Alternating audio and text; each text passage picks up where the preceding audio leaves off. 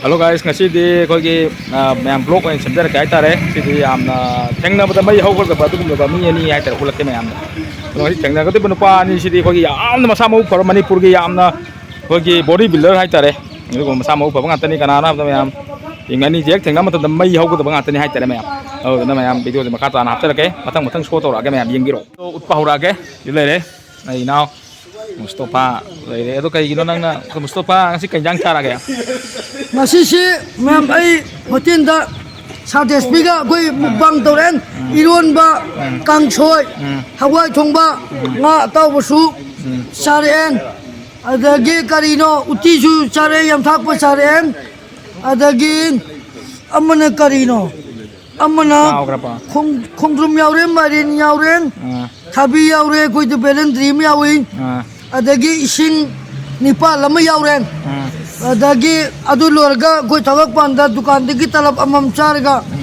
sala sena akoi samina raga la blue hen thong tu yaw ke tok dang blue hen thong su yawi blue hen goi sama blue hen de kai no ba blue hen le goi san gi samana ba san dina to san mo samana ba mle adu thongam ba tare adu how de we moji blue hen le sa si ngasina han mani goi iman pungagi adu yung sak singju di kem sawang me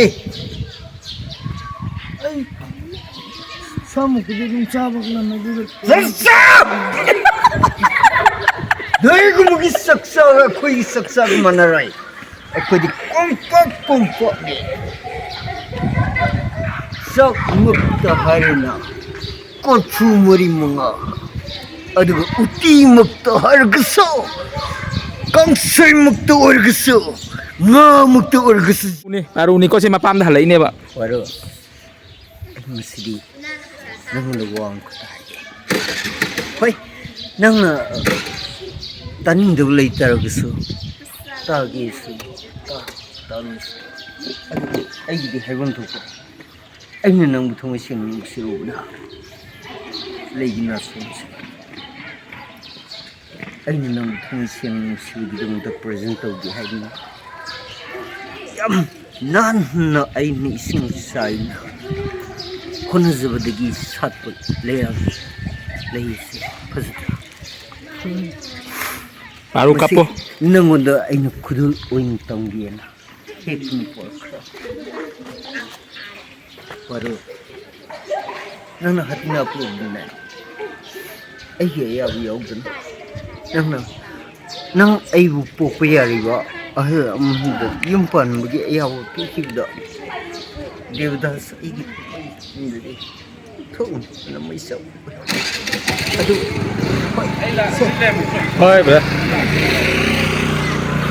adu amusai nang na hatna pur hundalong bugi ayawa ikraba long krabani na sana kunong pami mapu hunduda I order hidak taga ai no di ai sirehe iku juga nang thamoy na pero paru nangi kali hainingi ma je yu thak tana bamaram da nang na haining ba do nang je nupa na ko niram ba nupi ni do ma je devdas ni do nang na hairo ma je yu thak tana yu tha anu kola nu hai ba do ha gro yare paru ai ge ayo dada ko ai ge dada ai yam nuksi dubu dada na sumai na acting ga loina na hasuna kan da hayo yengo dada dada na kap pa ga ngang ga dam ni inde handan hidak thaklaga ai gi wakhan dagi kapo thamoi pungning nu sialu ai bu dada na nam khang duk dum khallaga dada na ai gi wakhan dagi ngawraga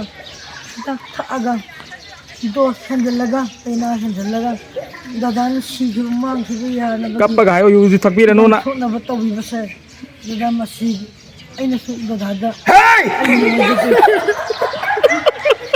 ain hidak thaki bugun maram nang dikhawai nang sibusu engon tambiramba kaina busu engon dikhangan biyo adugi mai sakta ain hidak thaki ba nang dikhawai ewan sana kunang pambigi makungda ai nang atu tinggi duna tumba yang nom terlaku Uzat tolan na ikoy sin zubdo.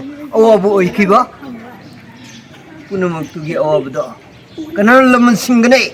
Devdas ain singane ain singke.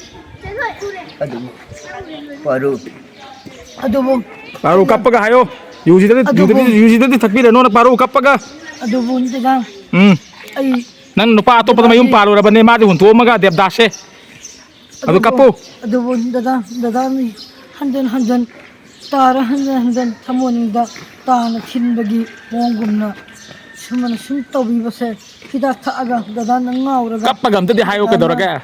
ai bon nasan na mo ni haji khambiu daga sumana yam thachal laga daga ni hida thaga ngauraga ngachalaga sumana daga lei base daga anawi thaboinamda dunga jade daga Hey, nang kapal.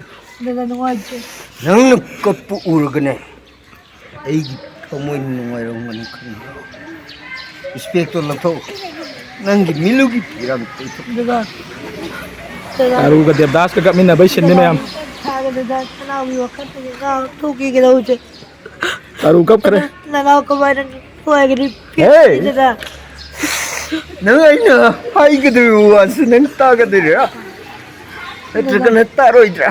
daga tagan ay Nang sintari ba milu ani di pirang sa. Nang di taton ke kita.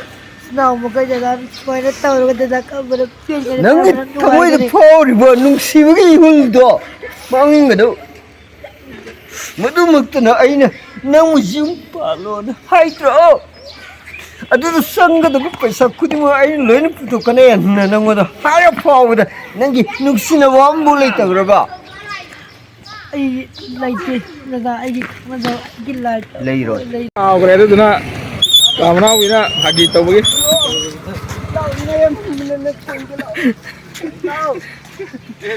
kay no nan na adi ang sawo na mo kapal laga nang nuwaji ay bro nang adi ang sorry du mo kay daw gino na mo nung sidro bro ha kumo Inawi wahid dum tang targa nayam tamoy si lagi nang nayam mo nung sidro bro nang asaw nung patuloy mo Amna bi anta sub thok je. Amna bi anta sub thok je chaw kana. se kolo Nung china kare. Pambi se tama. Pambi anta pambi uche. Pambi tangga piu ne tama be. Gai mu. ay ko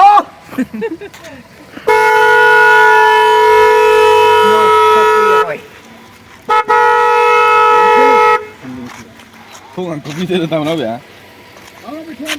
Thong tang tu piu Tong tama tang be. to uche. Tama be. Thong tang tu piu. Mustofa ai ko. Tuang to lo. hangoi mana woi na hanggadong Ha. mana woi na hanggadong Kai ba ba kai gilo ba. namu na ay na hangren na atum kino mana hanggadong ba Adi na. Cha kare amu cha kare. Aba ache ki cha ba na hang ya de cha kare. Hang ke yo ya. Tama be.